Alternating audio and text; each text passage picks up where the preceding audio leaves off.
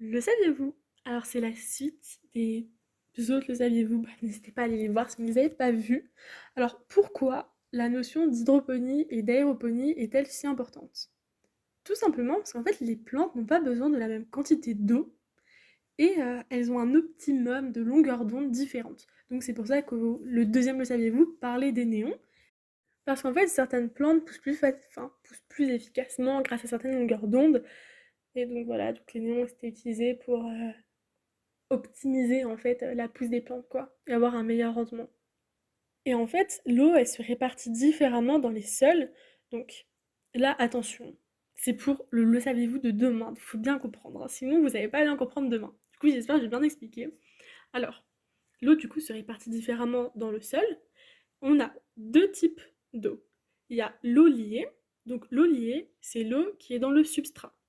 Donc voilà, votre substrat il aura besoin d'eau. Par exemple, je sais pas, la laine de roche, il y aura beaucoup d'eau dedans. Donc si vous arrosez votre plante et qu'il y a de la laine de roche, bah, la laine de roche va absorber beaucoup d'eau. Et donc au final, votre plante, elle va pas avoir beaucoup d'eau. Et l'eau que votre plante pourra avoir, ça s'appelle la réserve utile. Donc l'eau liée n'est pas disponible pour la plante.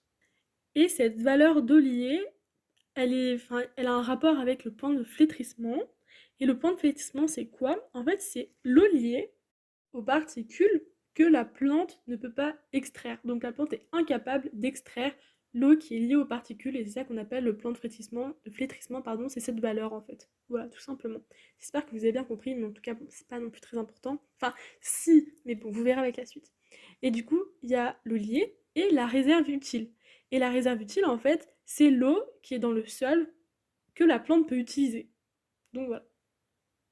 Et l'ensemble des deux, donc l'eau liée plus la réserve utile, c'est la quantité d'eau retenue après le mouillage et l'égouttage. Donc en fait, c'est vraiment l'eau totale retrouvée dans les sols. Donc voilà, c'était tout pour le saviez-vous du jour. J'espère vraiment que vous avez compris.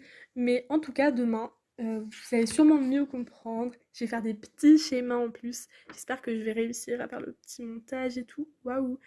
Donc voilà, à demain pour un, saviez-vous, plus intéressant.